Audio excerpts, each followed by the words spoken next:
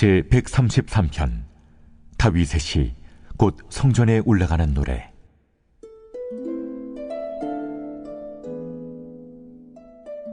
보라, 형제가 연합하여 동거함이 어찌 그리 선하고 아름다운고, 머리에 있는 보배로운 기름이 수염 곧 아론의 수염에 흘러서 그의 옷깃까지 내림 같고, 헐몬의 이슬이 시온의 산들의 내림 같도다.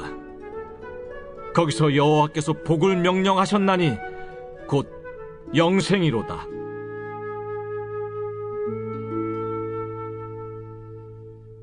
다윗은 오늘 시편 133편의 말씀을 통해 형제가 연합하여 동거함의 아름다움을 두 가지 그림으로 표현하고 있습니다. 보배로운 기름이 흘러내리는 것과 헐몬의 이슬이 시온의 산들에 내리는 것이라고 표현했습니다. 다윗의 고백처럼 하나님의 시각과 관점에서 볼 때 연합하여 함께 사는 것은 참으로 놀라운 일입니다. 형제와 자매가 연합하여 함께 사는 것은 참으로 아름다운 일입니다. 가족 간에도 그렇지만 영적인 관계에서도 마찬가지로 연합은 매우 중요하고, 또 연합하여 하나님의 일을 감당하는 것이 하나님의 뜻이기 때문에 가장 선하고 아름답다고 말할 수 있을 것입니다. 또한 성경 전체에서 가장 중요한 주제가 바로 영적 연합이고, 예수님은 자신의 삶을 통해 우리들의 삶 또한 자신처럼 서로가 서로를 사랑하며 더불어 함께 사역하는 공동체가 되기를 원하셨음을 알 수 있습니다. 예수님께서 이 땅에 육신을 입고 하신 일은 거창한 일이 아니었습니다. 우리 인간들처럼 그저 삶을 나눴습니다. 경험을 나눴고요. 그저 함께 계셨습니다. 하지만 전혀 다른 차원의 나눔이었죠. 한 사람 한 사람에 대한 집중력, 관심, 그리고 어느 누구도 흉내낼 수 없을 정도로 제자들의 일거수일투족을 늘 인식하고 집중하고 계셨습니다. 마가복음은 예수님의 제자들을 선택하신 이유를 이렇게 강조하고 있습니다.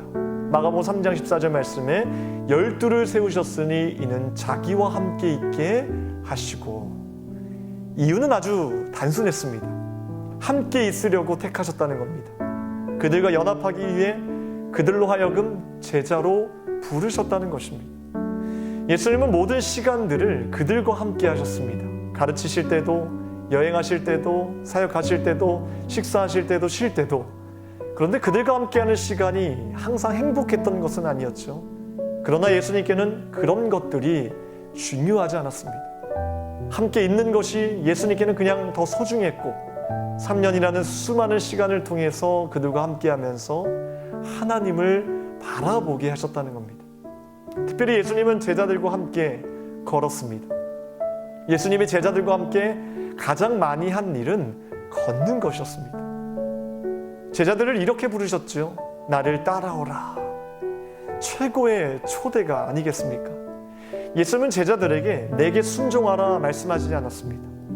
또한 나를 제대로 믿어라 라고도 하지 않으셨습니다. 주님을 섬기는 것이 우리의 삶의 목적이라는 것이 분명하지만 예수님은 단 한 번도 나를 섬겨라 말씀하지 않았습니다. 단지 함께 걷자고 말씀하셨고, 이후 3년 동안 제자들은 그분과 함께 걷게 되었습니다. 또 예수님은 제자들과 함께 먹었습니다. 이번에도 지극히 단순하죠. 함께 먹었습니다. 세리와 죄인들과도 함께 먹으셨고, 제자들과 함께 식탁을 나누셨습니다. 또 예수님은 제자들과 함께 배웠습니다. 예수님은 자주 제자들을 가르치셨죠. 그리고 예수님은 서로 섬기셨습니다. 또한 함께 쉬었고요. 함께 배를 타기도 했고, 함께 산을 타기도 했고, 함께 기도도 하고, 심지어 고기도 함께 잡으셨습니다. 저는 이것이 제자 훈련의 전부라고 생각합니다. 우리 공동체를 향한, 그리고 나를 향한 하나님의 뜻인 줄 믿습니다. 우리들이 누군가를 사랑하고 또 누군가를 용납하고 친밀함을 유지하기 위해서는 예수님의 이러한 노력이 필요합니다.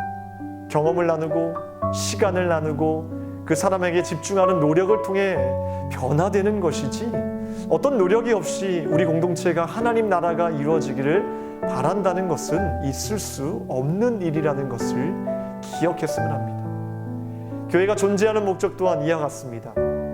예수님 우리의 공동체를 만들고 이 교제에 수많은 사람들을 동참시키기 위해 예수님은 어떤 대가를 치르셨냐는 것입니다. 예수님이 이렇게 말씀하셨을 것 같아요. 내가 하늘을 떠나 땅으로 가겠다. 나 자신이 손해를 보겠다. 손해 볼 것을 작정하고 다만 사랑하기 위해 이 땅에 오셨다는 것을 우리는 반드시 기억해야 합니다. 에베소서 4장 1절과 2절 말씀을 보시면 너희가 부르심을 받은 일에 합당하게 행하여 모든 겸손과 온유로 하고, 즉 자기 하고 싶은 것을 내세우는 것이 아니라는 것입니다. 화를 내고 자신의 분노를 쏟아내려고 교회를 만드시는 것은 더더욱 아니라는 것입니다. 이어서 3절 말씀에 이렇게 말씀하십니다. 성령이 하나 되게 하시는 것을 힘써 지키라. 다시 말해 교회는 내 마음대로 만들어내는 것이 아니라 하나됨을 유지하는 것이 목적이라는 것입니다. 요한복음 17장을 보면 예수님께서 십자가에 달리시기 직전에 드린 기도의 내용이 기록되어 있는데요. 예수님의 마지막 하나님께 드린 기도의 내용은 다름 아닌 제자들이 완전히 연합하여 하나가 되는 것을 하나님 아버지께 간구했다는 것을 알 수 있습니다.